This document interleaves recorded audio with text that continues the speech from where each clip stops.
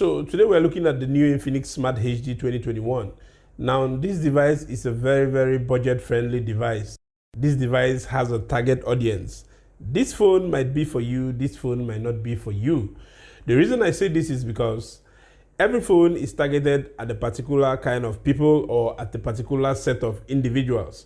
Now this one is targeted at those people that probably this is the first time the person is owning a smartphone, or even if you own smartphones already, you are just looking for something to keep as a backup device. This device will be perfect for that purpose. Or let's assume you have young kids at home, you're looking for a device to just give to them so you can exchange WhatsApp messages with them or be calling them. This device will just be perfect for that purpose. This device is built in plastic, which is something that you expect for a device like this. The plastic is not really that high-end plastic, but it actually works for this particular kind of phone.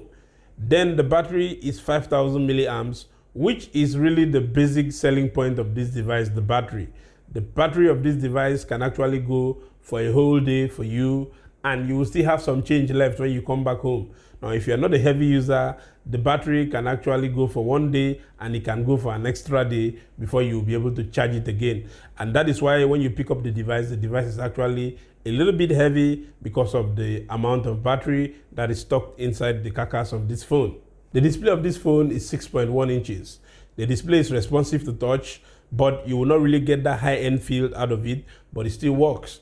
And when you take it outside, surprisingly, I was still able to use it under heavy sun because I was expecting that for a device of this caliber, when you are under the sun, you will not be able to use the screen that much, but it surprisingly worked under the sun. The colors are not really that sharp, but again, they actually work for this kind of device and for who the device is targeted at. And also, if you're looking for a device that is 4G enabled, this device might not be for you. This device only supports 3G and 2G. So to get a device that is 4G enabled, you might want to look at other Infinix devices for that purpose. Then straight from the box, the device comes with Android 10 Go Edition. Now, for those of you who don't know what Android Go Edition is, the Go Edition is a light form of Android that is built to run on small devices that have very cheap processors so that you'll be able to run apps on them easily. So if you have this phone, you want to download apps on it, when you go to the Play Store to download your app, always look for the Go Edition version of that application.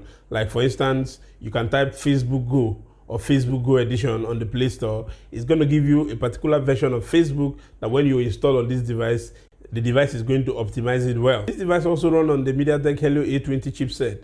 This chipset is the kind of chipset that runs on budget devices like this. It performs all the basic tasks very well. You can make phone calls, you can switch between applications, you can watch videos, you can make a lot of things happen on this device because of this chipset. Now, don't really push it that far. If you push this chipset too far, it might not really be able to take the heat, or it might not be able to carry the load. In terms of the memory, you get 32 gigabytes inbuilt memory, and as for the RAM, you get 2 gigabytes of RAM. The 2 gigabyte RAM that comes inside this device actually performs well. You know, I've been able to open like 4 apps or 5 apps that are running on the background while I open a 6th or 7th one, and the performance was actually good. I could switch between apps and the device was not hanging. But again, be careful not to push the device too far so that you don't actually burn it out. But again, if you push the device too far, you open too many applications, you might start seeing a little bit of lag. But if you keep it simple and open 3 or 4 applications at a time, the device is actually going to perform well and give you what you want. In terms of the camera, the main lens on this device is 8 megapixel, while the front-facing camera is 5 megapixel. I've tested them out, tried to take pictures with it, and the pictures are pretty decent. The dynamic range is just there. It's not that extravagant, and it's not that poor either. It's just in the middle. Now, this is not the kind of phone that you might want to buy because of the camera.